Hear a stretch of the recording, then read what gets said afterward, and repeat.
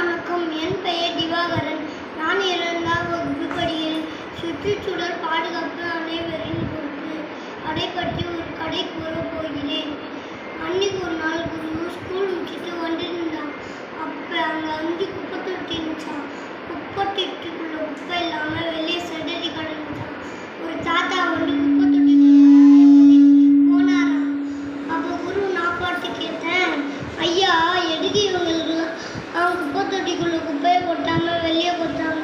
தம்பி, இவங்களுக்குலாம் சுற்றுச்சூழலை பாதுகாக்க விருப்பம் இல்லை. இவங்களுக்கு பிளாஸ்டிக் யூஸ் பண்ணக்கூடாதுன்னு தெரியும். ஆனால் இவங்களால அப்படி இருக்க முடியாது. பிளாஸ்டிக் நம்மளோட மண்ணோட வளத்தை கெடுத்துடும். விவசாயத்துக்கு பாதிப்பு ஏற்படும். மழை நீரை பூமிக்குள்ளே போகக்கூடாது தம்பின்னு சொன்னாரா. என்னால் முடிஞ்ச வரைக்கும் நான் யூஸ் பண்ணாமல் இருக்கேன். நீ உன் அம்மா அப்பா அப்படின்னு சித்திரம் நான் குருவும் சொன்னால், ஃப்ரெண்ட்ஸ் நம்மளோட மண்ணோட வளத்தை கெடுத்துரும். விவசாயத்துக்கு பாதிப்பு ஏற்படும். இனிமேல் நீங்களும் பிளாஸ்டிக் யூஸ் பண்ணாதீங்க. அது விவசாயத்துக்கு பாதிப்பு ஏற்படும். நன்றி, வணக்கம்.